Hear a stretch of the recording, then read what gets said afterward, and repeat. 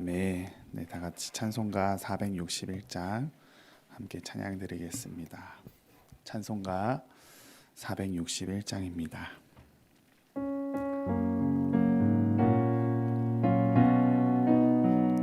찬송가 461장입니다.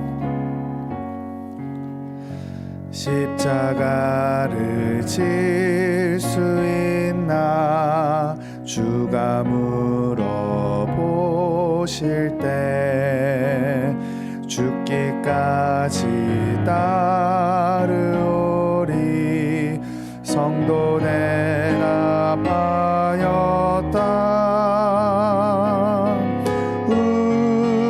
우리의 심령 주의 것이니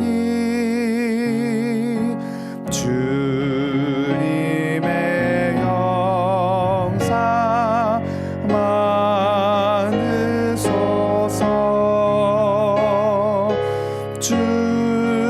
주인도 따라 살아갈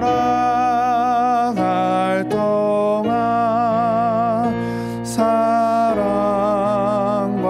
충성 늘 바치오리라.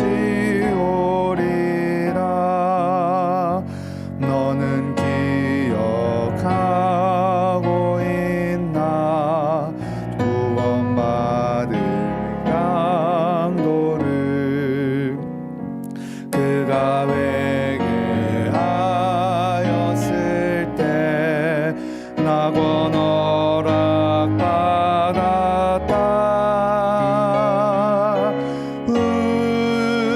우리의 심령 주의 것이니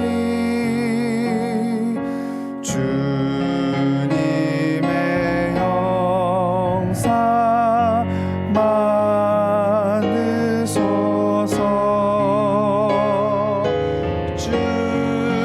주인도 따라 살아갈 동안 사랑과 충성 늘 바치오리라.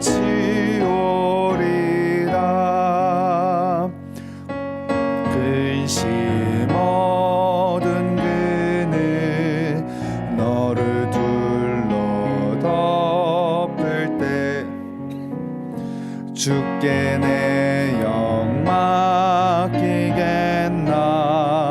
최후 승리 믿으며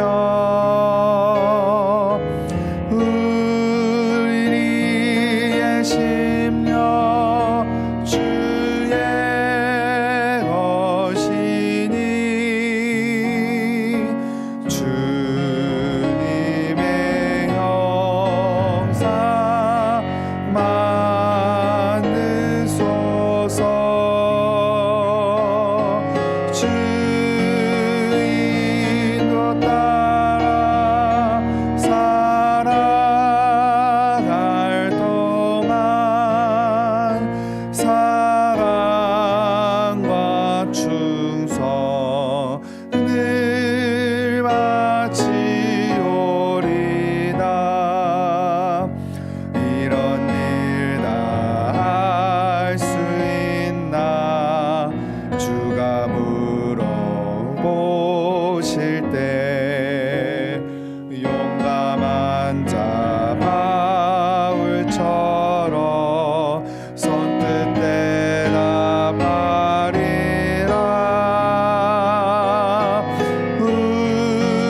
우리의 심령 주의 것이니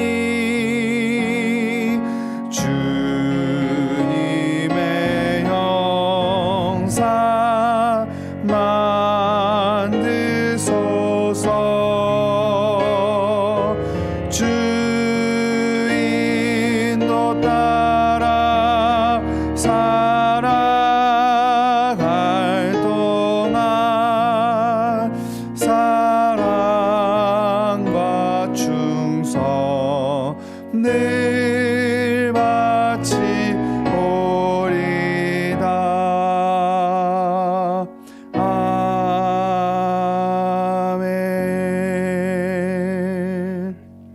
아멘. 할렐루야.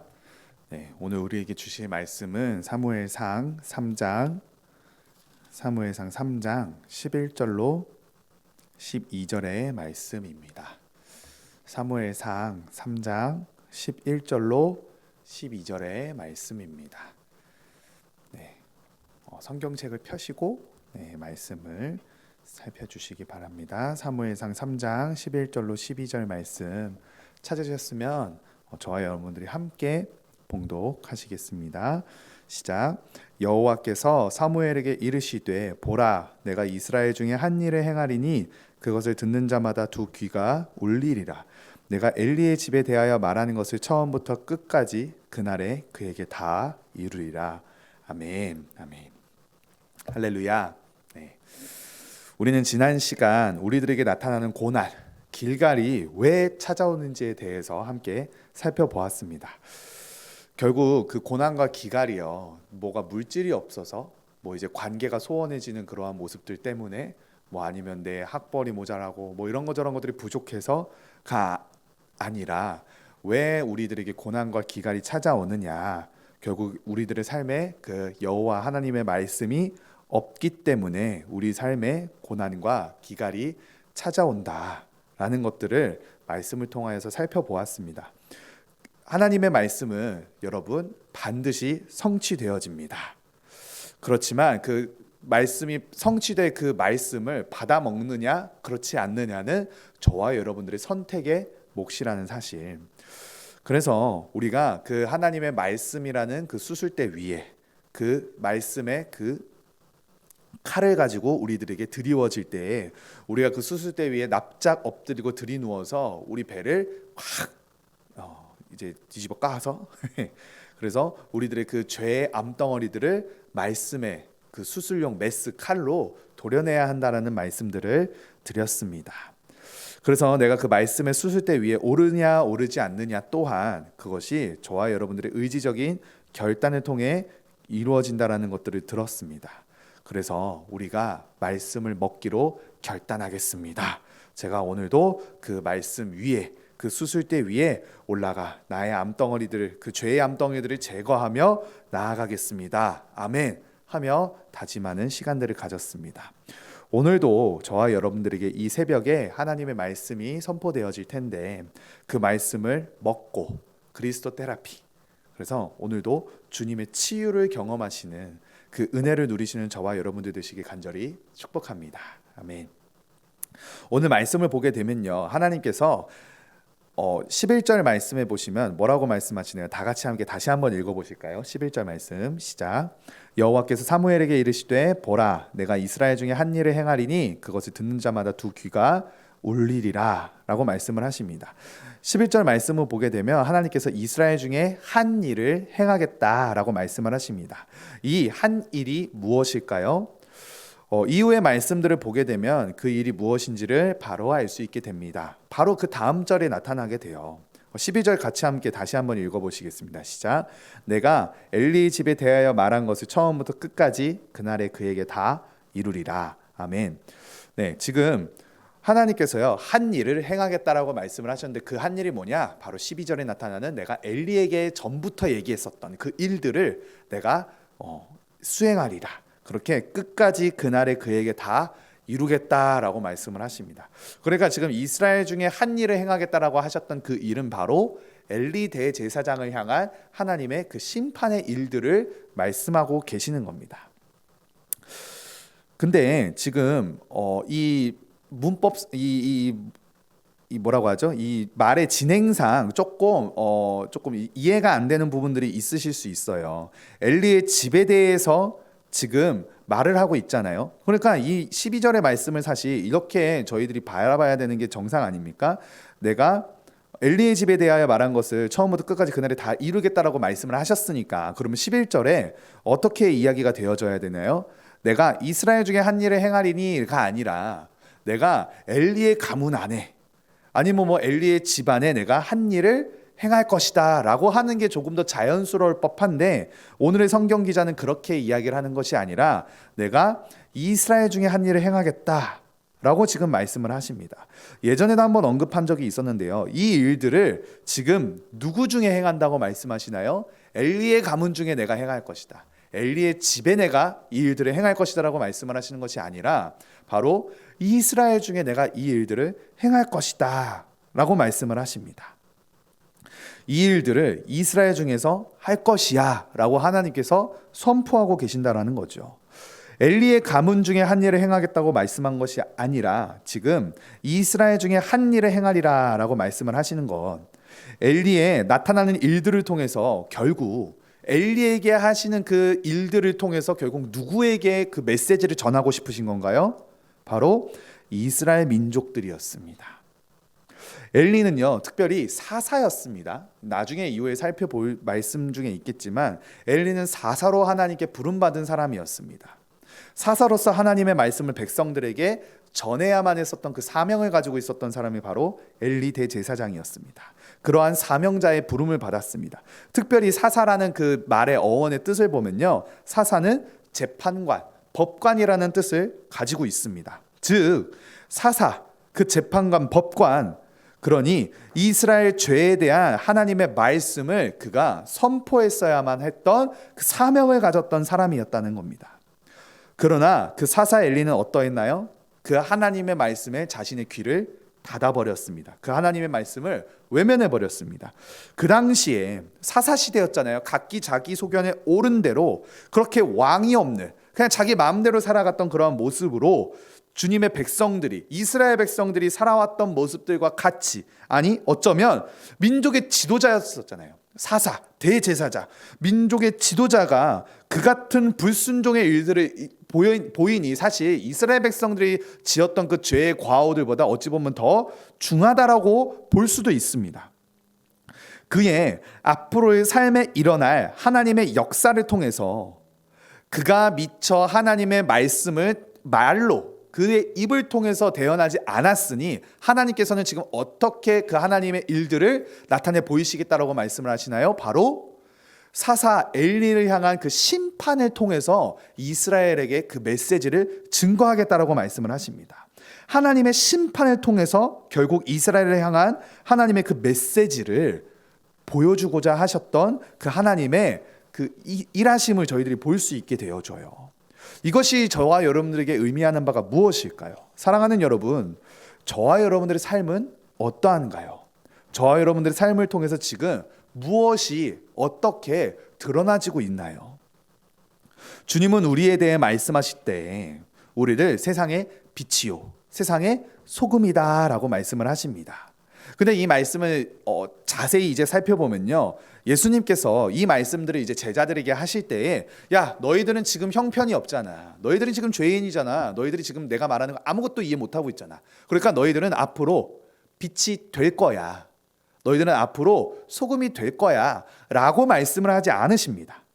너희들은 빛이 될 거고 소금이 될 거야. 미래에 일어날 일들에 대한 그 말씀들을 하시는 것이 지금 아니에요. 바로 우리가 지금 이 시점에 지금 우리가 세상에 빛이고 우리가 세상의 소금이라고 선포를 하고 계십니다. 그래서 세상 가운데 그리스도의 은혜와 영광을 삶을 통해 드러낼 수 있는 주의 자녀된 삶을 살 수 있다. 이미 우리는 그렇게 선언되어진 존재들이라는 사실입니다. 그런데 그러한 빛으로 소금으로 나타나 보여지는 삶의 모습이 있는가 하면, 그래서 다른 사람들이 우리들의 그런 신앙의 삶들, 믿음의 삶들을 보면서 아, 정말 예수님이 당신의 삶을 통해서 살아계심이 보여지네요. 그렇게 나타나 보여지는 삶의 모습이 있는가 하면 오늘의 엘리와 같이 이스라엘 가운데 불순종의 아이콘이 되어서 불순종했을 때 임할 심판이 어떠한지를 보여주는 그런 어떠한 교보제 역할로서 그 엘리의 삶이 지금 쓰여진다라는 사실입니다. 그렇게 이스라엘 백성들과 세상 사람들에게 하나님의 그 불순종에 의한 심판이 어떻게 나타나지에 대한 어찌 보면 아이콘처럼 그렇게 엘리의 삶이 사용되어지고 보여진다라는 거예요. 저와 여러분들은 어떠한 모습으로 비춰지기를 원하십니까? 순종의 아이콘입니까? 아니면 불순종의 아이콘입니까? 11절 말씀 말미에 하나님께서 말씀하십니다. 다시 함께 읽으시겠습니다. 11절 말씀 시작. 여호와께서 사무엘에게 이르시되 보라 내가 이스라엘 중에 한 일을 행하리니 그것을 듣는 자마다 두 귀가 울리리라. 아멘. 지금 하나님께서요 이스라엘 중에 한 일을 행하겠다고 말씀하십니다. 그것은 엘리에게 임할 그 심판의 일들이라고 이제 말씀을 드렸습니다. 그렇게 일들을 하는데 그 행한 일들을 듣는 사람들마다 두 귀가 울린다라고 말씀을 하세요.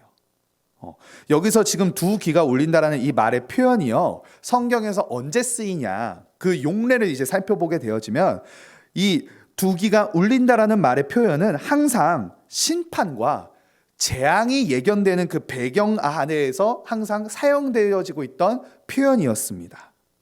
열왕기하 말씀을 보시게 되면요 므낫세가 자신이 그렇게 이제 죄를 저지르거든요. 그 므낫세가 저지른 죄의 그 결과로서 예루살렘의 멸망이 선포될 때에 이러한 두 귀가 울린다라는 표현이 이제 사용되어집니다. 또 예레미야 말씀을 보게 되어지면 유다 왕과 예루살렘 그 사람들에 대한 재앙이 이제 선포가 되어지거든요. 그때에 이 동일한 문장 두 귀가 울린다라는 표현이 사용되어집니다. 즉 이 두 귀가 울린다라는 표현은 어떤 표현이냐? 앞으로 일어날 하나님의 그 심판과 재앙을 예고하는 의미를 가졌다라는 거예요. 즉, 두 귀가 울린다라는 그 말씀은 이스라엘이 앞으로 이제 경험하게 될 두려움과 떨림이 표현된 말씀이라는 사실입니다.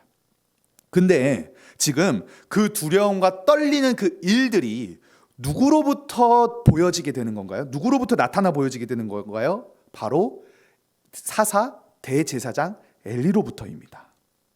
그에게 행할 하나님의 일들이 얼마나 충격적이고 두려운 것인지 그것을 듣는 자마다 이제 하나님께서 그 일을 빡 행하실 거잖아요. 그러면 그 일을 보았던 사람들이 무서운 마음과 두려운 마음으로 이제 주변 사람들에게 막 소문을 내겠죠. 그러면 그것을 듣는 사람들마다 어떻게 된다는 거예요? 그 두 귀가 울린다라고 말씀을 하십니다.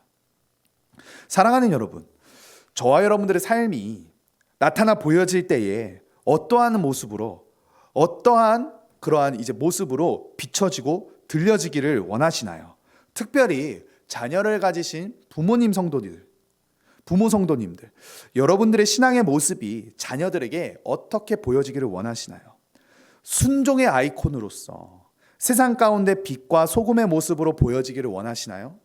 아니면 엘리야와 같이 그런 불순종의 아이콘이 되어서 결국 그 엘리를 통하여 하나님의 심판이 어떻게 임할 것인지 그 하나님의 임할, 이스라엘의 임할 심판이 예견된 그러한 불순종의 아이콘으로 보여지기를 원하시나요? 물론 우리가요 누군가에게 보여지기 위해서 신앙생활을 하는 것은 아닙니다. 오히려 그것이 누군가에게 이제 보여주기 위해서 내가 교회를 다니고 누군가에게 내가 보여주기 위해서 뭐 교회 안에서 봉사를 하고 막 선교를 나가고 열심히 하고 그런 것들이 오히려 이제 부작용이 되어서 자신의 의가 막 이렇게 쑥쑥쑥 자라나는 그런 이제 안 좋은 모습들로 나타나지게 될 수 있잖아요. 근데요, 지금 제가 말씀드리는 것은 이러한 맥락에서 지금 말씀을 드리는 것이 아니라 예수님께서 말씀하셨듯이 주님께서요, 저와 여러분들이 이제 판단하실 때에 무엇을 보고 판단하실 것이냐 라고 이제 말씀을 하실 때에 무엇을 보고 판단하신다고 말씀을 하시나요? 바로 열매를 보고 판단하신다고 말씀하시거든요. 이스라엘 백성들은요, 누구의 열매를 보았나요? 엘리의 그 불순종의 열매를 바라보게 된 것입니다. 그리고 그 엘리에 나타나진 열매, 그 결과들을, 그 심판을 보고 그 심판의 그 소리에 두 귀가 울렸다, 울릴 것이다 라고 말씀을 하십니다. 사랑하는 여러분, 그러나 믿음으로 순종하는 사람들에게 나타나는 열매들은 오히려 믿는 자들이나 심지어는 믿지 않는 자들에게까지 그 열매를 통해 우리 주님의 영광과 그 은혜들을 바라볼 수 있는 저와 여러분들이 진정한 빛과 소금의 역할들로 나타나지게 될 수 있다는 사실입니다. 우리 다시 한번 이 말씀을 통하여서 우리들의 믿음을 점검하시기 바랍니다.